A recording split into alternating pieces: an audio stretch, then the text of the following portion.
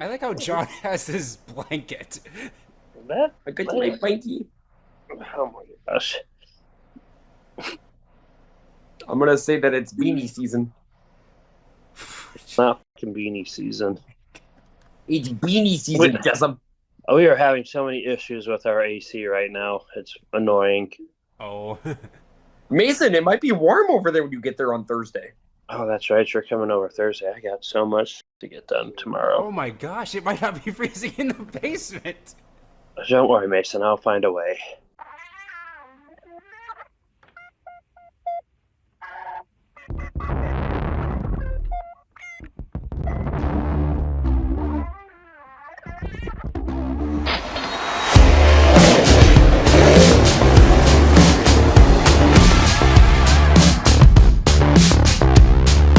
No slowing down.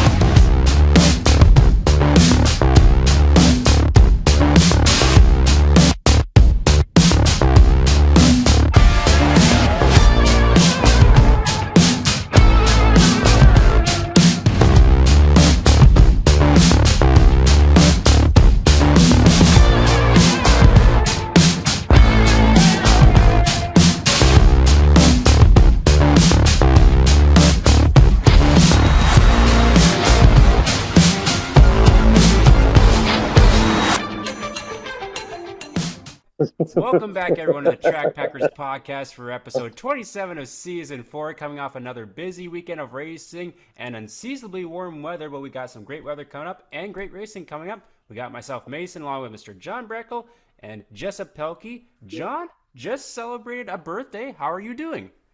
I am another year older, and I'm feeling that I can barely move. I'm joking. Yeah. You could barely move before. No, as I've gotten, you be quiet, Jessup. So, as I've gotten older, I have become to go to parts unknown again. Yeah, crotchety. So, I am back in Washington D.C., our nation's capital, this week for a conference. So I'm out here from Tuesday through Thursday. We're taping this on a Tuesday night. I'm out here for a conference this week out in D.C. I will be back in time for Oktoberfest this weekend. Otherwise, Mason will be flying solo.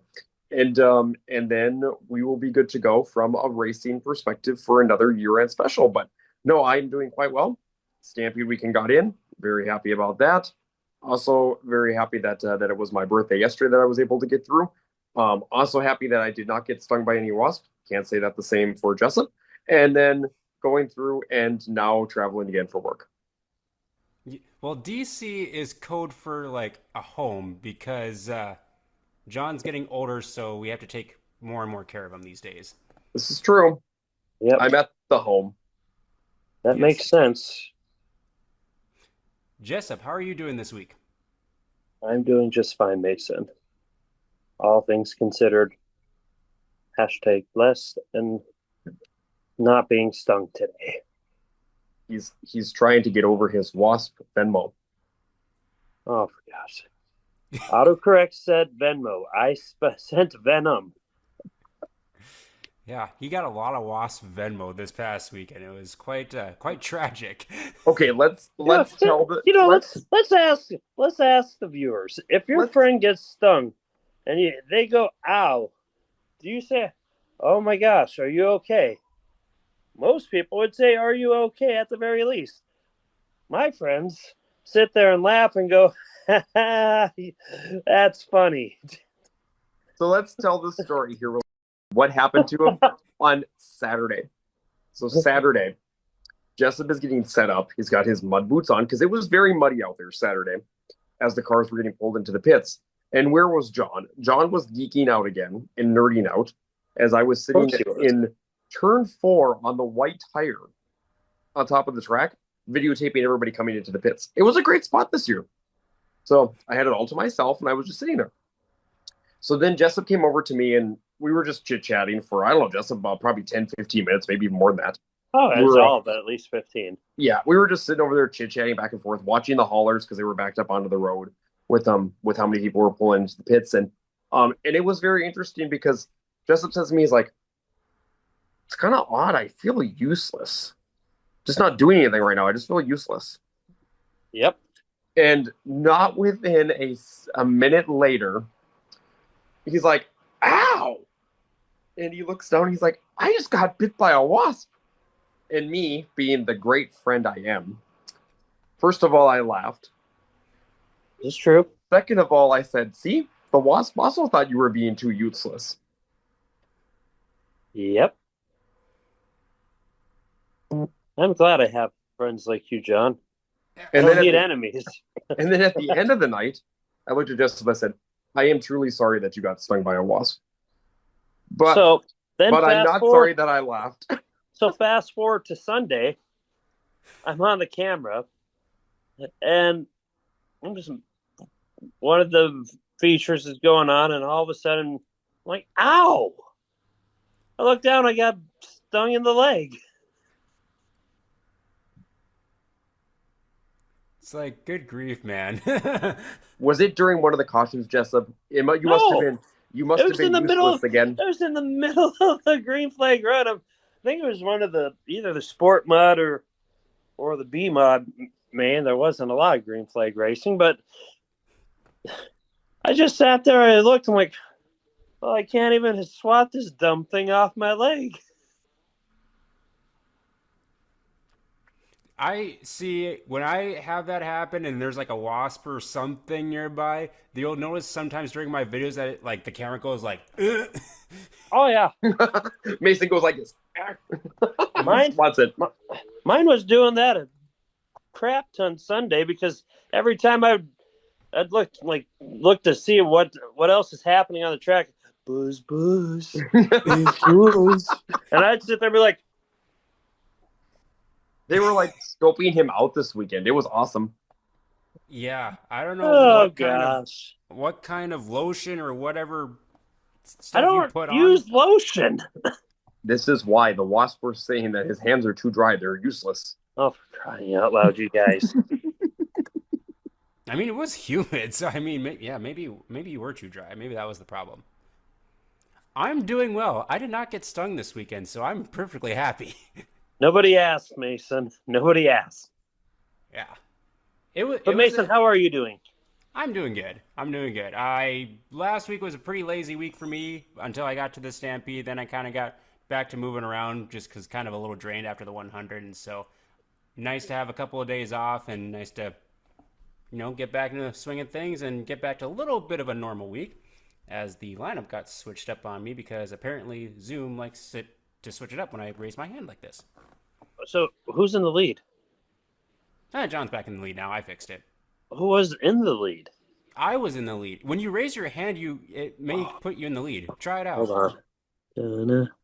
Where do I do this? You have to raise your hand like this. Yeah, I'm on my phone.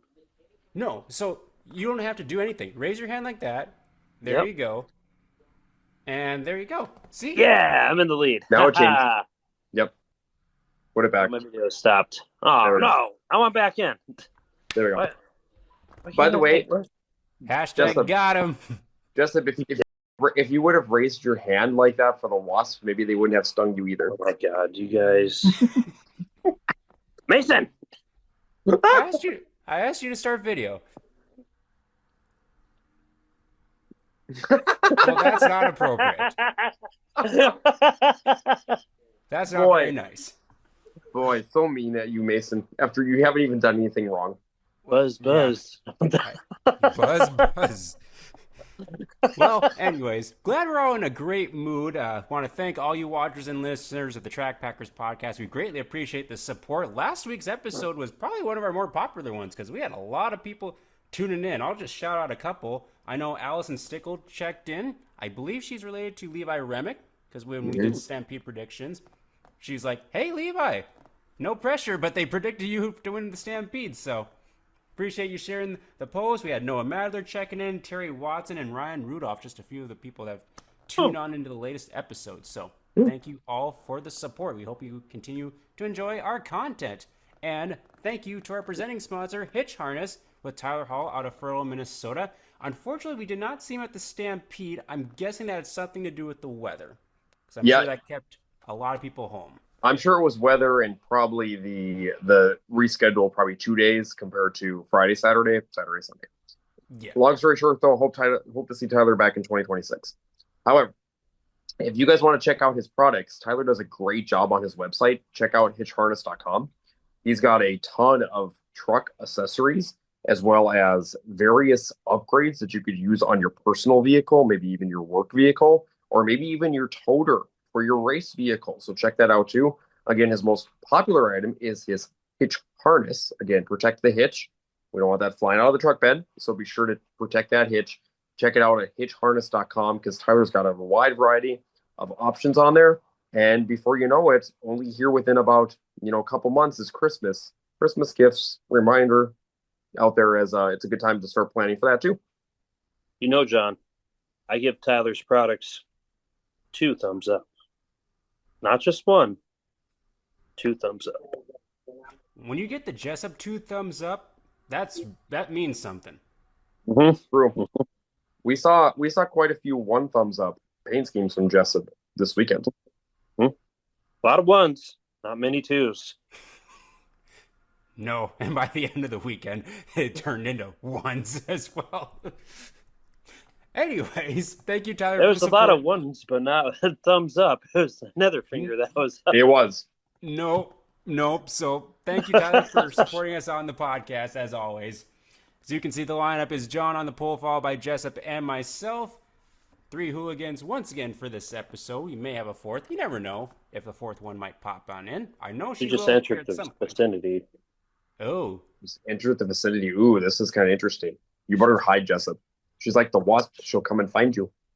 Buzz. Well, why don't we get started before Jessup gets stung by whether it's a wasp or his wife with waving or drop of the green flag, and we'll get into who or what we are repping with John Breckle starting us off.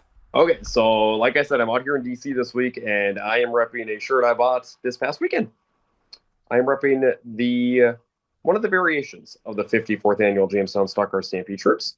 This was the blue design that they had out for the apparel. It's very soft. It is. Just like John's hair. Yes, my head is very soft too. No, I said hair. So, I was going to say, when you say hair, are you meaning singular hair or like... It's left open for interpretation. It is. Okay. I will say, though, guys, the wasps approved of my hair. They did not approve of Jessup's hair, but they approved of my hair. Maybe that was the problem. Well, Jessup, you were wearing a hat, though, for the weekend, weren't you? Yeah, that's my Derek Apper tats. Oh, yes. Very stylish hat. Cool shirt. John, Jessup, what are you repping? I'm rocking a Mike King Legend shirt. See if I turn the design around. Oh, that's last year's shirt. Yep. As we gear up for Oktoberfest and the big Dirt Car Nationals. Yep, that'll be taking place in just a few weeks up in Minot. Yep. And we saw Mike King over at the Stampede. For me personally, that's the first time I've seen him racing in quite some time. It's been a while. I haven't seen him on the track in a while, so it was nice to see him out there. Yep. Yeah. Good deal. Cool shirt for you too, Jessup. I have a new koozie this week. Reese Stenberg. 87. I saw Cody posted those on Facebook. Those are pretty cool looking. It does look pretty sweet. As soon as I saw Cody post it, I'm like, I need to get one of those because I could rep it for the podcast. And Reese is one of my good friends. So thank you to Reese and Katie for the can koozie. Sheldon Hodenshield hat with the number 17. Now, news from a couple weeks ago, he is not going to be with the Outlaws, correct? Is he still going to be with the same team? We don't know yet. He doesn't have a full-time ride yet for next year. Okay, so currently he's filling in for Tyler Courtney with the 7BC car. And he's currently on high limits, but he's not in a ride yet for 2026. Okay. I'm sure there's something out there already in the works, but it hasn't been officially made. Public. So that'll be an interesting storyline to see over the off season, what Sheldon ends up doing. So, repping that for the hat, quite a few times I've repped it. I've also repped this shirt before, but want to give a shout out to Laine Schwehr in the 56. Now, this is his Midwest Modified shirt from a few years back, as you can see the scheme on the back. Want to send our good thoughts and prayers out to Laine, as he was involved in a very rough accident on Saturday night at Jamestown. Believe he's currently still in the hospital. I haven't heard any recent updates on how he's doing. I know he went through surgery on Sunday, and that's the latest update we have. So want to send some good thoughts and prayers his way. I know there's a lot of great things going on, community supported, that are going towards like his medical expenses and recovery. And so hopefully things continue to improve for Laine. John, how much money was raised during the Pass the Helmet portion? It was over $6,100 and some dollars. Was raised. I believe it was like $6,120 that was raised on Sunday for the Pass the Helmet. And then I do know, like you said, there's a lot of things going on. I believe like Brown County is going to be doing a card and Pass the Helmet this weekend. I also believe that one of the local race fans around the Jamestown community is going to be doing like some quilts. She's going to do like race car quilts for Laine, and then have those auction off. I think one of them might be auctioned off like at the Jamestown Banquet, is what I heard, something like that. So I'm not exactly sure when or where that would happen. And then I do know there's other things that like the NRA is going to do, and some other things out there too. So there's a lot of those kind of fundraisers / kind of just feel good stories that are happening for Laine. But yes, well wishes to Laine, prayers for a full recovery. Do know he had surgery. Do know the surgery went well. So hopefully well wishes there, and hopefully he can have a full recovery and get back to normal. That's by far the most important thing right now, is to make sure he can rest up, recover, and go through that road. And it's probably going to be a long road to recovery, but get back to normal. I mean, that's by far one of the most important things. And then Jessup, do you kind of want to speak to the broadcast a little bit? Yeah,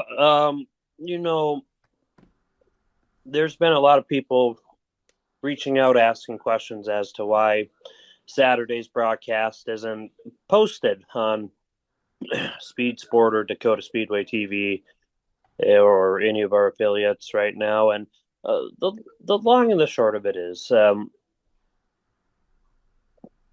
you don't want to have those type of incidents and situations and wrecks posted anywhere. And for the privacy of the family, for the drivers, the racetracks, everyone else involved, we're not going to post it for any time. And if it does get posted, it's got to go through a handful of factors, and it'll for sure be edited.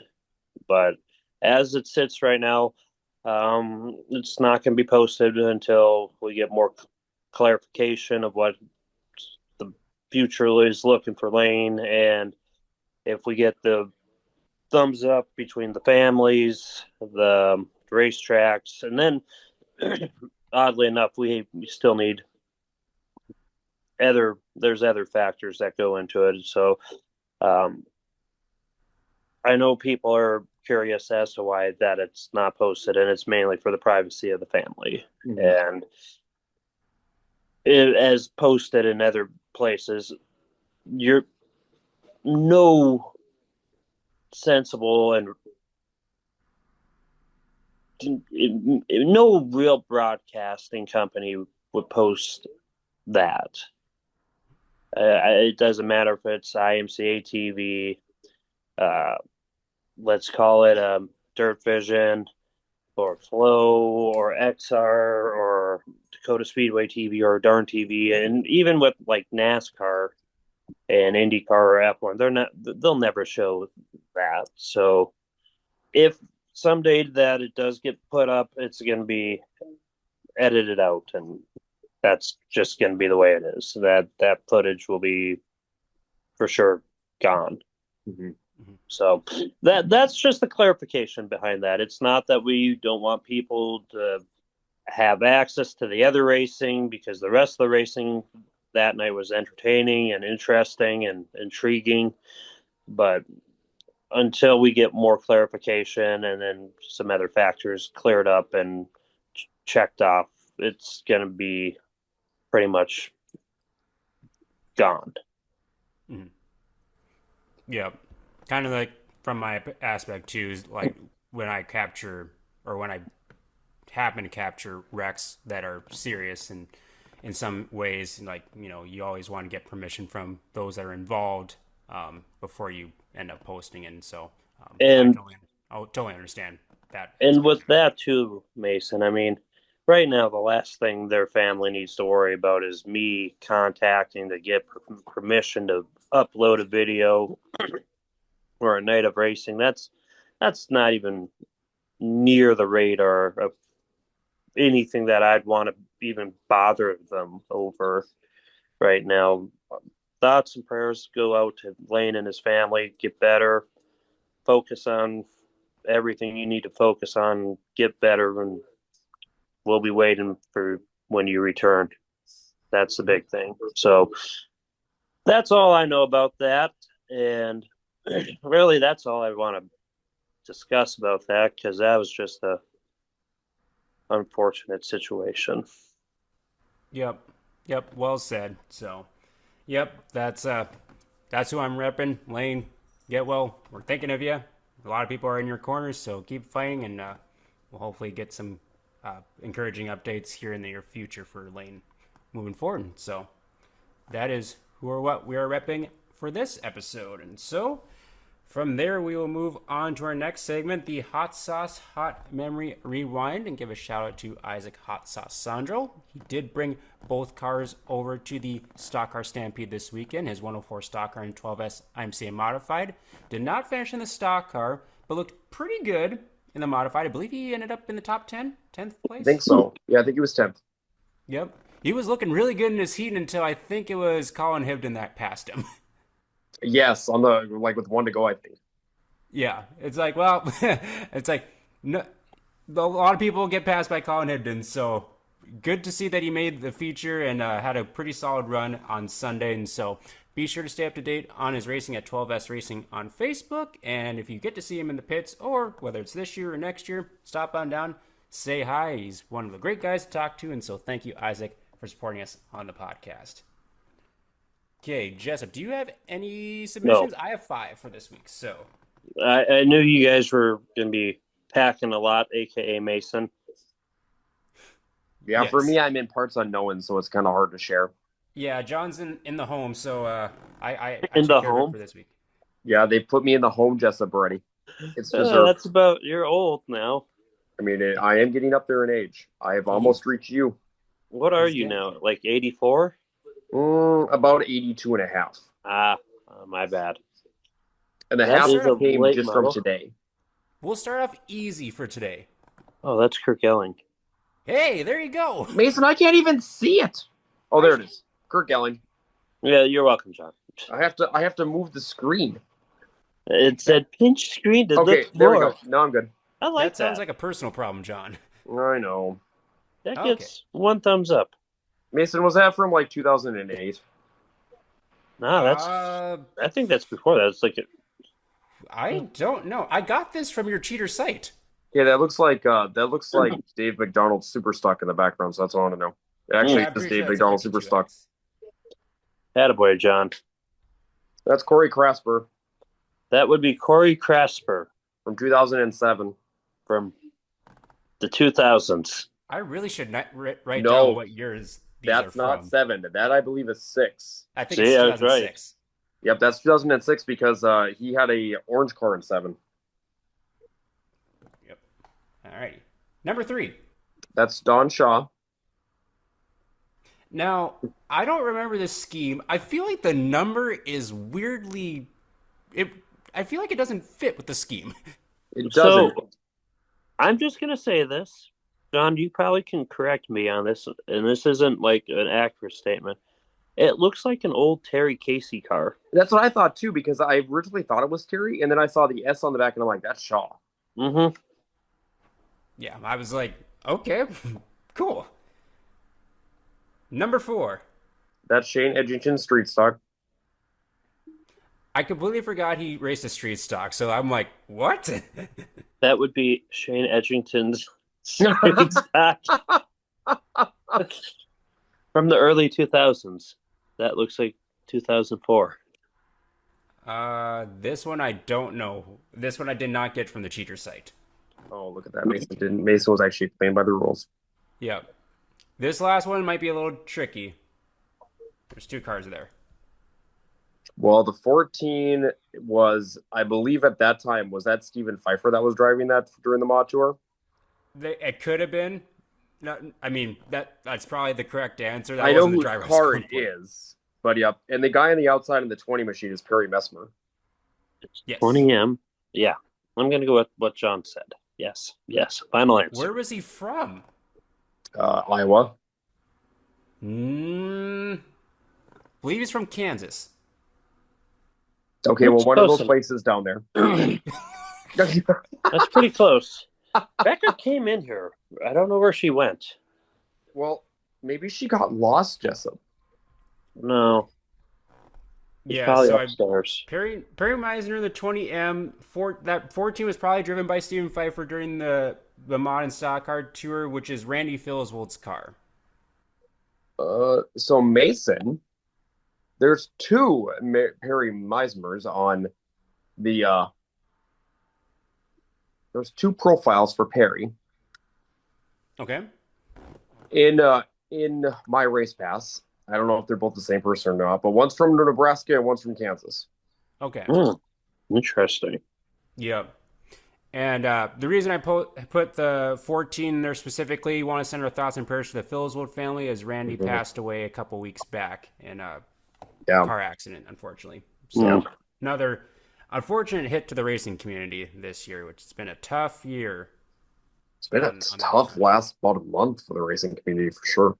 Yes, so yeah, it's been a tough year, and we're still moving through the weeks of racing. So I got a couple weeks left, and so that is what we have for the Hot Sauce Hot Memory Rewind segment this week. Our track pack report's pretty simple because we all were at one racetrack. Well, all 3 of us here, the 54th running of the Jamestown Stock Car Stampede. Jessup, what was your takeaway from the Stampede this past weekend? Well, Mason, there's 2 real takeaways I had. First, there were a lot of cars. I knew he was going to say that. There was a lot of mud.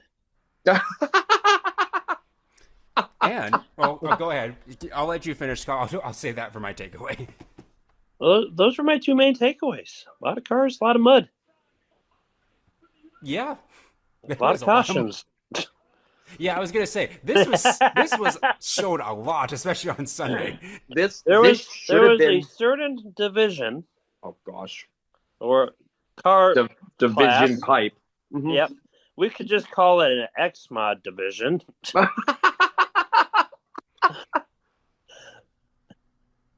mean, right, wrong, or otherwise, they had a lot of cautions. Oh God, that took forever. I mean, one of them was almost 40 minutes. It was. And the other one was like 32. Mason, we should have had a sponsorship for this. You know, if it was like the Cottingham Insurance caution flag, then we could have at least went through there. Did you know, race fans, there's 2 locations with that? 2! One in Bismarck and one in Underwood. God. So an idea for the 55th Stock Car Stampede, you should get a Constance Plague sponsor. I agree. I'm gonna sponsor the Dakota Dirt Caution Plague. That'd be awesome. But yes, so there's definitely a lot of cars. I think the official car count was 292. Yes.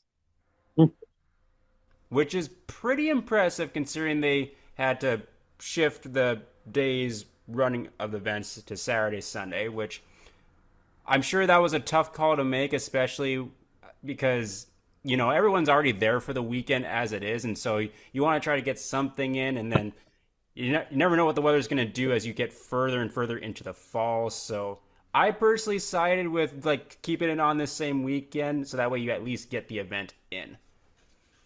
It was weird. You lost a decent chunk of people, but then you picked up a decent chunk of people right back from the rain out and casino, and it was like, oh, all right, this is kind of fun to see some of these guys.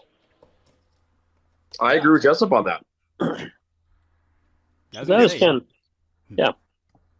yeah, A lot of cars, a lot of mud. Those are my takeaways. Mason, John, take it from here. Well, yeah, there was a lot of mud on Saturday. Sunday, not so much. Yeah, Sunday not a lot of mud anymore, except in the infield. But Yeah.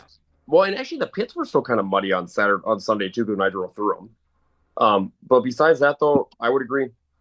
Saturday, a lot of cars. I was shocked at the volume of cars that were coming in on Saturday in the afternoon before they started, and I was also really kind of.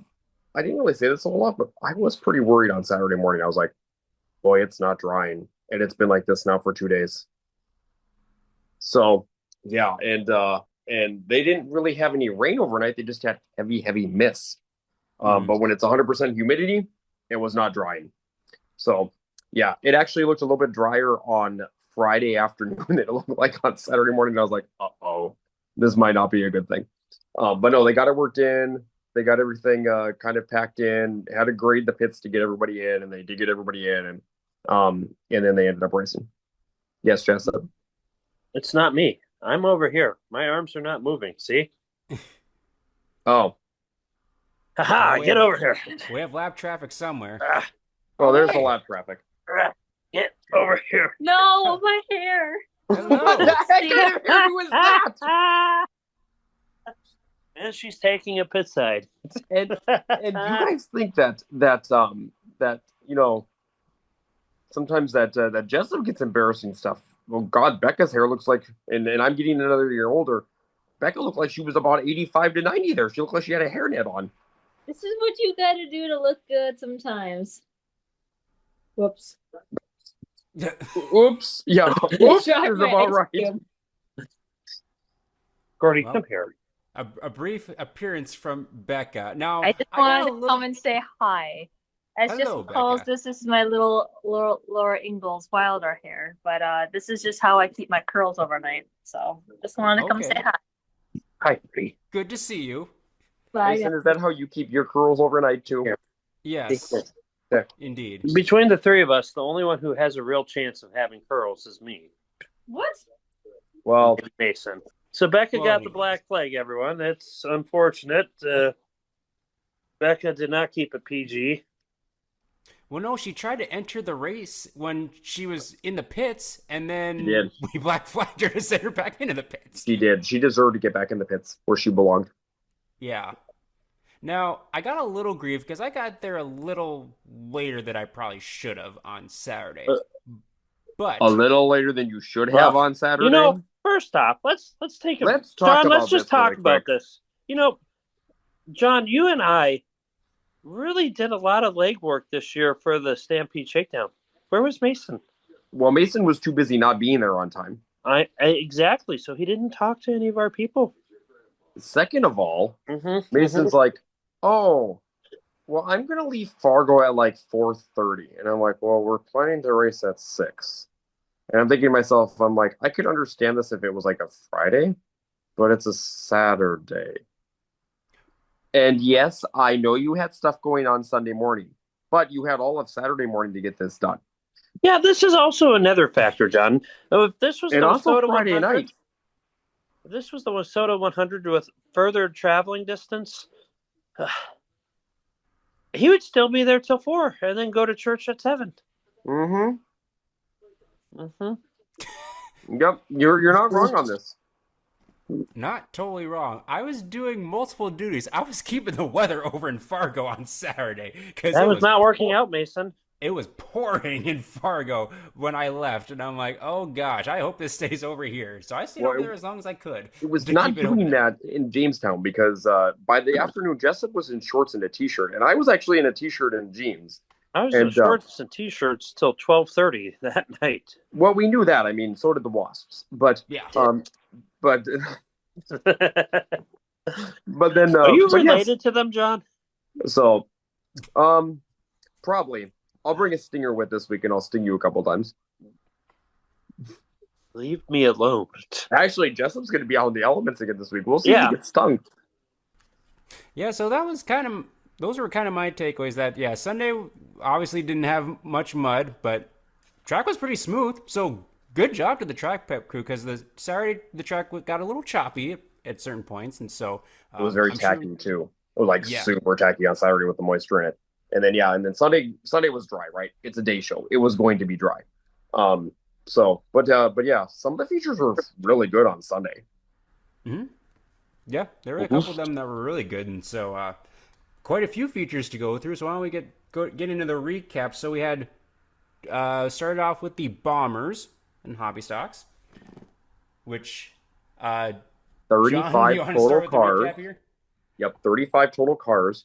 And it was Kelly Horner who picked up his first win of the Stock Car Stampede in the Bomber division. And that was a really good race with Horner on the bottom and guys in the middle and guys on the top. And some movers and shakers in that race. But Kelly picked up his first ever Stampede win.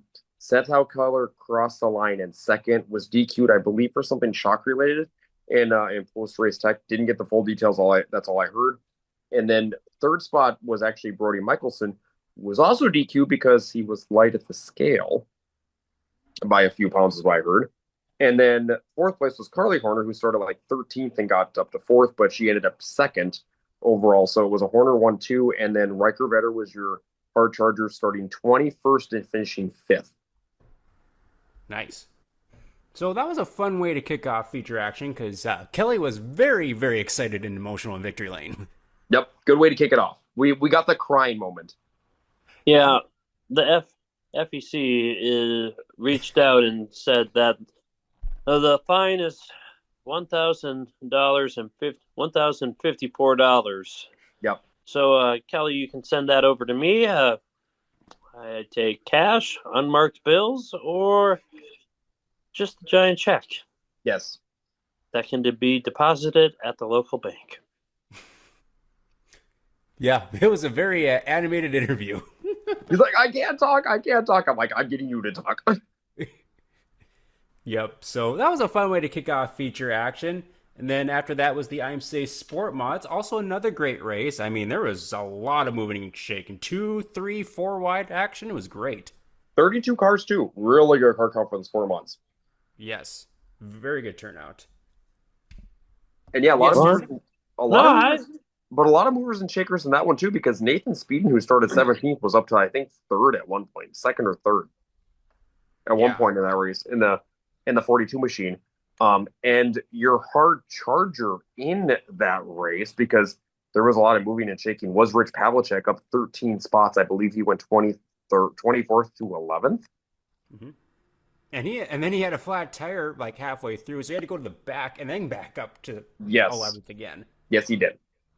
Yeah, but Ryan Rested ended up with the feature win. He duked it out with Jaden Pavlicek for several laps. Gabe DeShop ended up in third, followed by Keenan Glosser and Nathan Speeden. And yeah, there was always like a lot of cautions in that race, and it seemed like there was a different player in the mix after each caution, the top 3 or 4. But Rested and Pavlicek were definitely the two class cars that were the class of the field in the Sport Mod. So great race for them. That was a first-time Stampede win for Ryan Rested as well. That is true. And I kind of felt bad for Tori Fisher because she was up in the top 5 at one point after starting like, I don't know, 17th on the field or 15th on the field, somewhere in there. And then Tori drove it into 1-2 way too hard and blew it off the top, and that was the end of her Stampede. So, but she looked really good in the Sport Mod. Yep.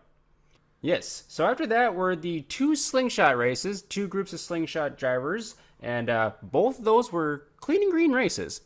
So great job to the slingshot drivers on a great race for them. It was Action Jackson Carroll that got the win in the first feature, and in the second feature, it was Gunnar Rader from Saskatchewan going back-to-back at the Stampede, holding off a hard-charging Landon Hallgren. It was 13 total slingshots, I believe. 14. 14. Yep, so 14 total slingshots. Good turnout for the slingshots as well. So after that, I believe, stock cars? It was stock cars, and there was 27 stock cars that checked in, and it was Troy Heupel who picked up his first ever stock car Stampede win. Well, he's picked up some big wins this year. I interviewed him in Victory Lane, and it was the Dakota Classic Modified Tour win up in Estevan, and the stock car Stampede win over here in Jamestown. And Troy also won his heat, so he swept the weekend in that 14 machine. Yep, and he had to hold off a hard charger of Johnny Carter, last year's Stampede winner. Scotty Gartner finished in third, so good run for the Mopar. Calvin Kesselberg in fourth, and Rob Van Mill in fifth. And it looks like the hard charger was Daniel Aberly going 19th to 9th. Went up 10 spots, up to 9th. That seemed like a popular win from the fans. It was pretty popular, it seemed like, yeah. I would agree. Seemed like a lot of happy fans with that win, so... Did Troy come over quite a bit when he was racing in the modified for the Stampede as well? Yeah, he used to be over with modified, and before that it was late model. He used to come over with late model every single year. I always forgot that he had a late model, too. He ran late model for years. Yeah. Well, we may be getting to the point, we might touch on this a little bit later, but more late models popping up out west. This is true. We may be getting back to that point in the late 2000s, early 2010s when there was like a good chunk of Western late models. This is true too. More. Just like the beer. More. I could find that clip again.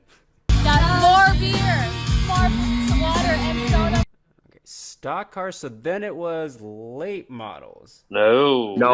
Midwest mods. It was Midwest the other mods division that went 40 minutes. Yes. This was a log feature race.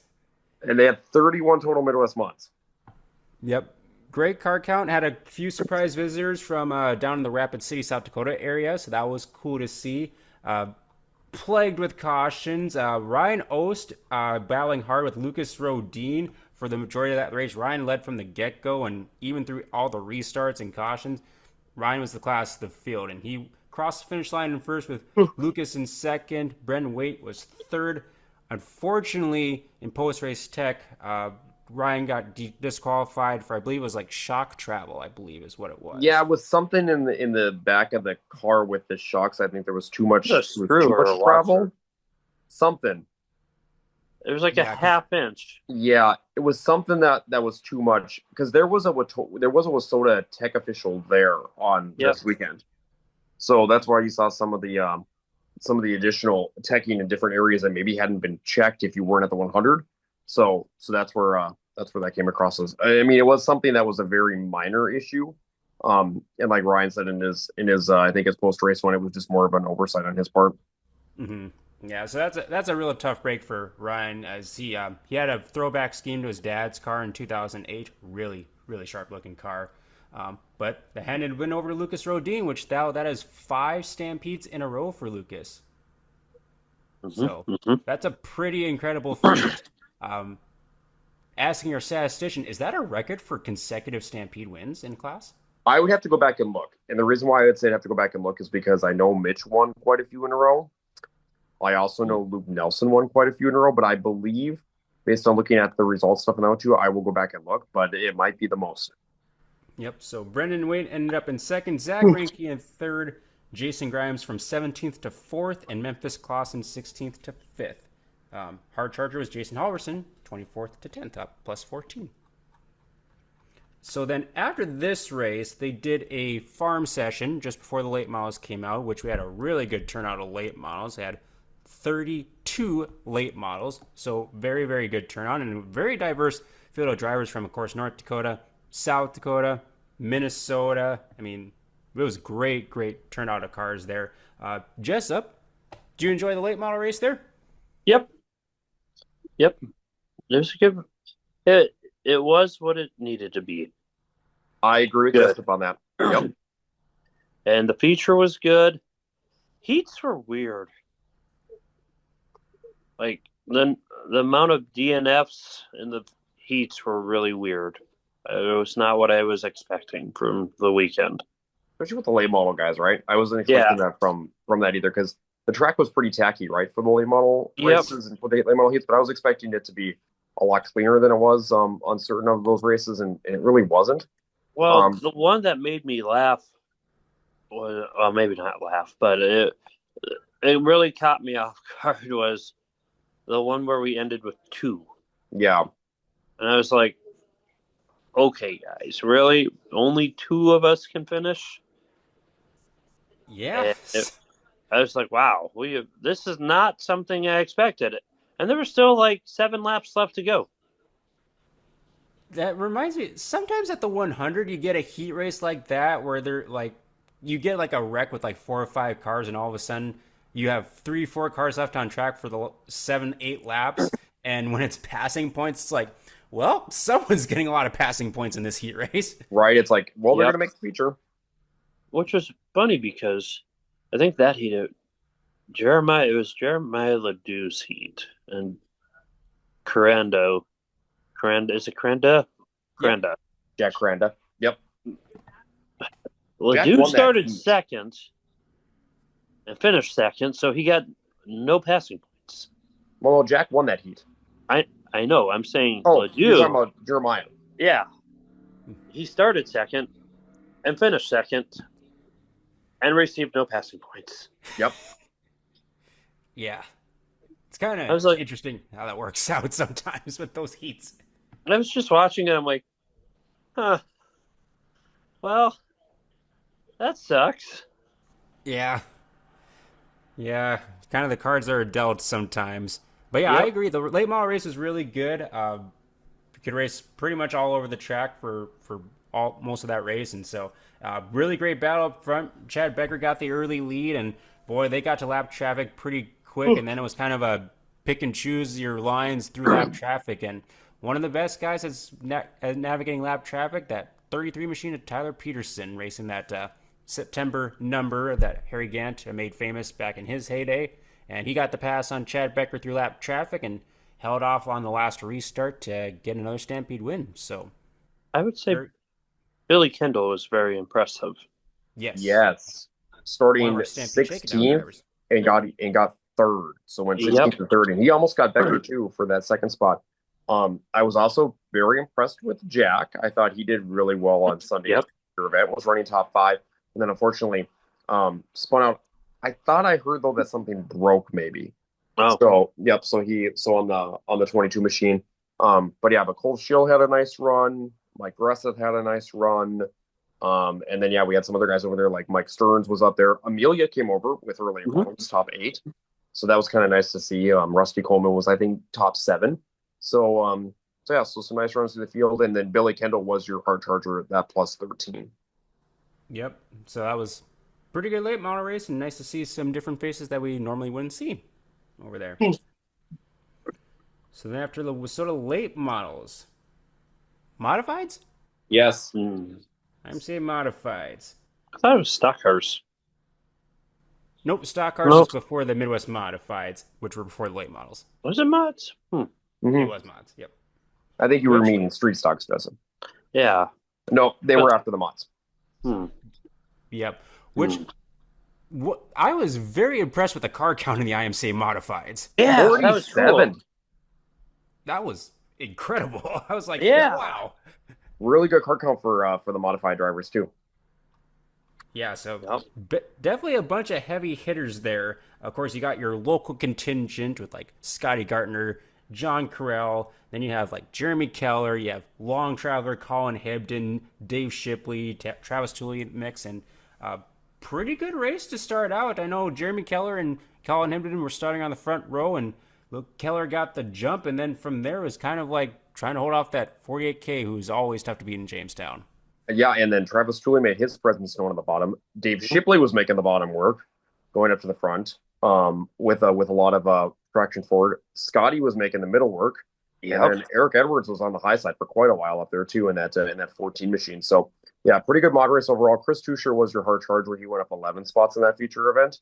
But yeah, it was Keller picking up his first modified stock car Stampede win. He's got 2 in the late models, but now he's got 1 of the mods. Nice. Yep. Colin Hibden ended up in second, Scotty Gardner in third, Johnny C in fourth, and Dave Shipley from 13th up to 5th. So then after the modifieds, it was the Wissota Street Stocks. 27 cars on hand. They started them all. Had a 4 or 5 car pile up, unfortunately, on the first lap that took out a couple of contenders, including the track champion, Cole Gresseth. So that was kind of a bummer for Cole, looking to kind of get redemption from last year's Stampede.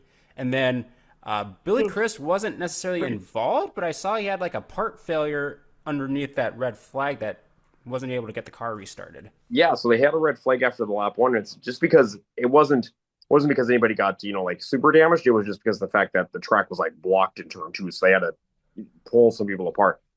But Billy's car never restarted, and I think it was the starter or the ignition that went out of the car. But with that being said, that kind of opened the door for Hunter Carter to go back-to-back.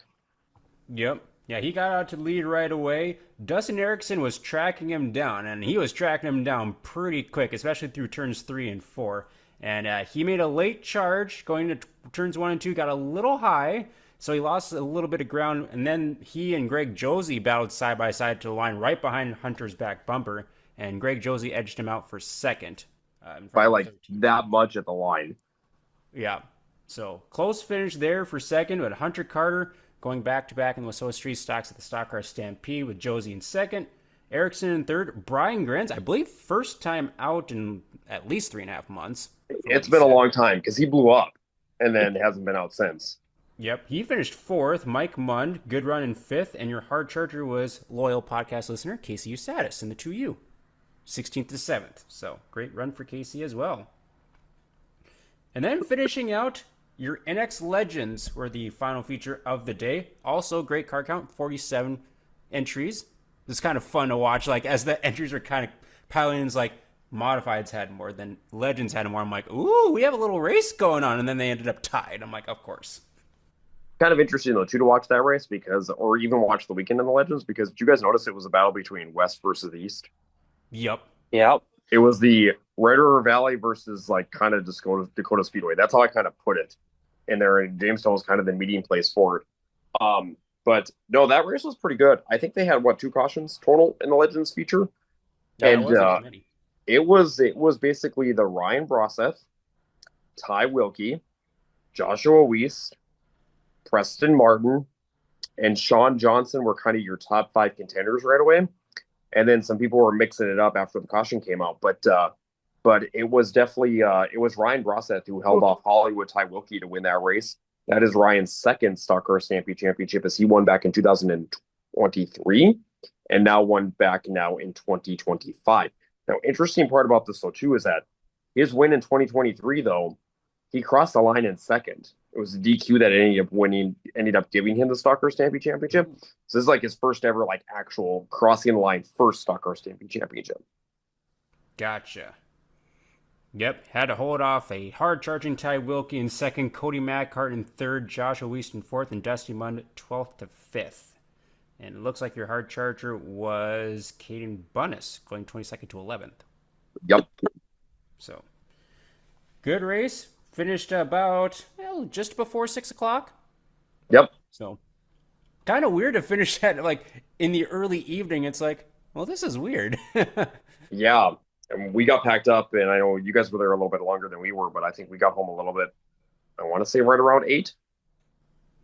Yeah, I got home about a little after 8:30. I think Jessup shut the place down with the Gartner crew. Yep. Oh, that's right. He went into the pits. I forgot about that afterwards. Gotta shut the tracks down, man. Gotta. Yep. Yeah, so that was your 54th running the Jamestown Stock Car Stampede. Again, kudos to the track crew and everyone involved at the Jamestown CBA for persevering through a curveball that Mother Nature threw them throughout the entire last week, and they were still able to get that race in with nearly 300 cars in attendance and a really good fan count both Saturday and Sunday. I was impressed Sunday. I didn't expect the grandstands to be super full on Sunday, and they were pretty good on Sunday too. Mm-hmm. You know what's kind of fun to see?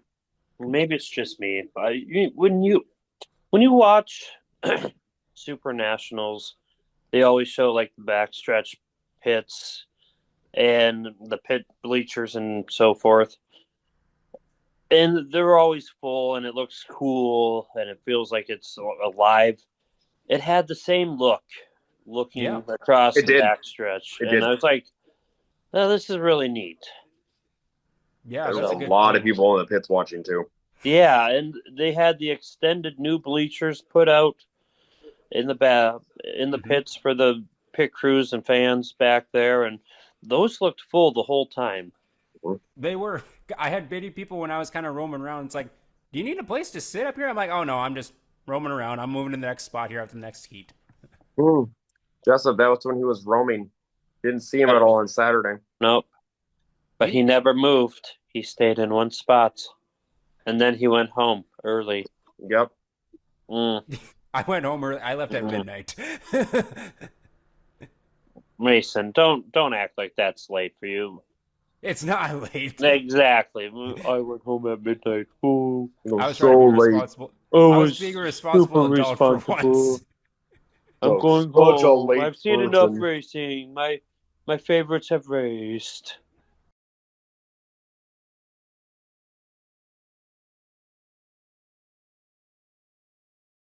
And the legends then. Yeah. Oh, and the legends too. Shoot. You know, you wouldn't be able to miss them if you were there. This is true. Mm-hmm. Got a point. Very good point. Where do I lie, Mason? Where do I lie? No lies detected. So that'll do it for the Track Packer report. And why are you waving the white flag already? Because it's already the white flag segment. No, it's not. No, it's not. This is true. I deserve a caution for that. That is definitely a caution, sir. Yes! Yes! It's because of the fact of the matter that it is now what's next on Dakota Dirt. Yes, There's what not is much upcoming left. for Jessup, racing? get your caution flag ready. We're going to throw one here really quick. Why? You ready? Okay. Because are you last right now or is Mason last? Technically, you're. Well, I know I'm last. dropped back down, but now we're going to wave it on Mason. Oh, Get your caution flag waving. You know why? why? I wouldn't have waved the white flag if I would have had an agenda to look at. Oh, Oh, shush. So I'm trying to figure out how this is. Okay, so Becca's still technically in last. So that's gonna. Oh, and you know what this also means, John? We are in the feature mode. I learned this. Technically, the agenda is available online right now, so Oh, hi, Brody. you He can never sent- you can he never view sent the it out. episode. I just don't even have I don't even have the link. You don't have the link. You should have bookmarked it. Yeah. Well, all I can say is there's not a lot left. Go figure it out on your own, everybody. We didn't even give you an ad read. Okay, so dakotadirt.org. It is your one-stop shop to check out everything schedule related for the state of North Dakota and surrounding areas. They are on social media platforms too at Dakota Dirt on Facebook. So check them out. Again, it is Dakota Dirt. And Jessup, there's not a lot left. No. Go now. Hit to what few options you have left. Yeah. I don't know, but seriously, folks, there's not a whole lot out there. This weekend is a nice weekend for Dakota Speedway as they shut their season down with the Oktoberfest race. Friday, Saturday, there will be racing with, I believe, heats and dashes on Friday and B mains and features on Saturday. And I believe we are having a practice day on Yes. Thursday. And then following that is going to be the following weekend, first weekend of October. It is the Pumpkin Smash Bash. I think it's called. Williston has I don't the remember. Pumpkin Shootout. And as of now, my race pass shows it as a 1 day, but they said it would be a 2 day, so we're not sure if it's a Friday, Saturday, or Saturday, Sunday yet. Give me a John, second. on I will that. find out here in a second for you. Oh, It is Saturday, Sunday, the 4th and 5th. that'll be Yes, a fun weekend for them. It is And- non-sanctioned. Oh, so I Yes, can 'cause bring the my IMC late. I can bring my late model modified. Because IMCA points is done by then. I think, is it technically this next weekend that's the last one, Brian? This is the last one I want to say. This could be interesting for Dakota Speedway. If there's anybody looking for final points, Dakota Speedway might be the place for IMCA hobby stocks, IMCA modifieds, IMCA stock cars, and I believe we are hosting the Northern Sport Mods as well. So you could see some travelers sneak over. Oh, I'm sure. And of course, to close out the year, it's all going to go down with the Dirt Car Nationals over at the Nodak Speedway. Why not? Why not? The 10th and the 11th. With all the different divisions of NX Legends as they crown their season champion for the Dirt Car Nationals. No, I take that back. They're not crowning their season champions, but it is a requirement to be there if you want to be a season champion. Yeah, it's an interesting Concept. requirement. Mm-hmm. And they will be having IMCA stock cars. Yes, so they'll probably get a good amount of stock cars for that race. 8 I'm hopefully more than 8. We want per to see more than one heat. We'll say 8 per heat. 8 per heat. Maybe. With eight heats. So, outside the state of North Dakota, I'll just do for this weekend. We got the Fall Jamboree taking place at Deer Creek. So that's going to be big for them with the USMTS down there. On Thursday, doesn't appear there's anything on Thursday. We have the Red Clay Classic on Friday the 26th over at the ABC Raceway in Ashland. Yes. And Saturday. Yes. And Saturday. Big payout. $250,000 purse. I would love to go again. That would be a lot of fun, to be honest with you guys. I wish we could go, but we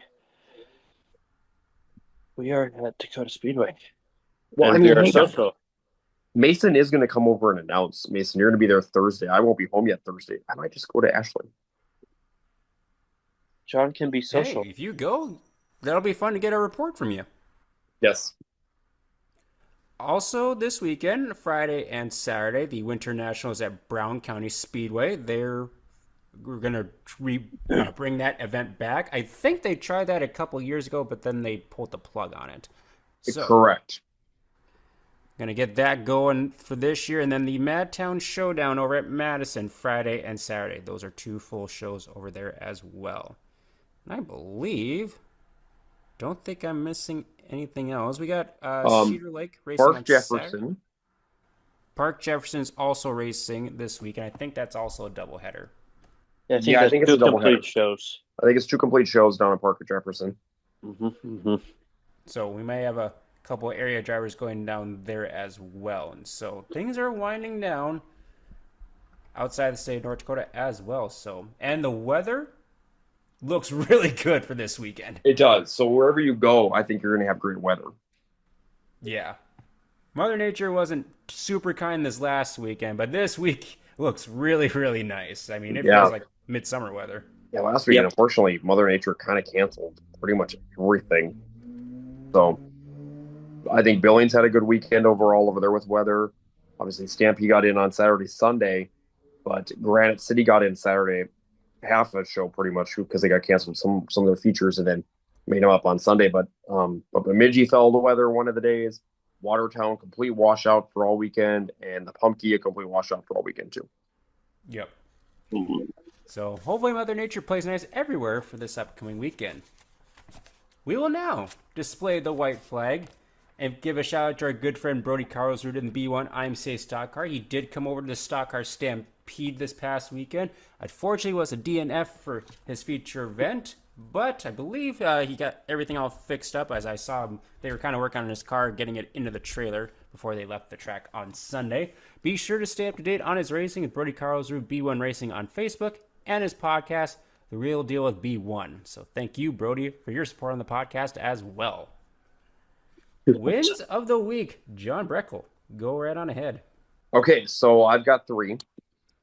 My first win of the week, I am going to give it over to Kelly Horner because that was a very emotional win for him. He's like, 35 years I've been trying to win this, and I finally won it. So he was pretty excited to get the Stock Car Stampede win. Plus, I believe, guys, if I'm not mistaken, that's his first win in his own car over in Jamestown. Because he picked up a win last year, but he was running Dylan Sandberg's car. That's right. As a spare that one night. So I believe this is his first ever win in his own car over in Jamestown, too. So pretty good way to win the Stampede with him. My second win of the week is going over to a driver that has hit a huge milestone. 1,000 career wins, and that goes to Shane Skabrowski, who picked it up here this weekend. He picked up his 1,000th feature win. That's crazy to think about. 1,000 wins in his career, and I believe I saw on a post that somebody broke it down with how many years he's been racing, and that's almost like 40 plus wins a given year within the races he does. So that's a lot of wins in a given year. But congratulations to Shane. That is super impressive. And then my other win of the week, I'm going to give it over to a driver down in Knoxville, Iowa, Hudson O'Neill, because Hudson had a very bad wreck this past weekend down in Knoxville in the late models and persevered and came back and won the big show on Saturday night. But congratulations to Hudson on the Knoxville Nationals win. Excellent. Go ahead, Jessup, even though I'm sure John took at least one or two of those wins. You're welcome. You little wasp, you. I just came in and just stung you. Buzz. I'm a sneaky little bead. Well, my first win of the week is going to go to Ryan Timms, picking up another big sprint car race win as he won the Jackson Nationals. He got a little lucky, but sometimes it's better to be lucky than good. Mm-hmm. As Austin McCarl, I think, shredded his tire on the last lap, and he got him in the last set of corners, or going into the last set of corners. So that was a big win. My second win, I'm going to give it to Dustin Strand, who made some last-second adjustments and decided to go further westward than the Jamestown Speedway. And he ended up over at Big Sky, and I can't remember the full name. Was it the Hampel Memorial? Nope, it was just a 2-day show. Just a 2-day show. All right, we'll go with that. And he went +6 in the feature to hold off a hard-charging Cole Searing and a hard-charging. Oh, yeah, held off 3 hard-charging people. Cole Searing went +7 to get second. Dustin went +5 to get first. Jason Strand went +5 to get third, and Dylan Price went +8 to finish fourth. So a bunch of good racing over there. And looking a little further, I know I shouldn't do this, but looking a little further into the pack, Ty Hampel went +13 and Mario Berger went +10. So a lot of passing there.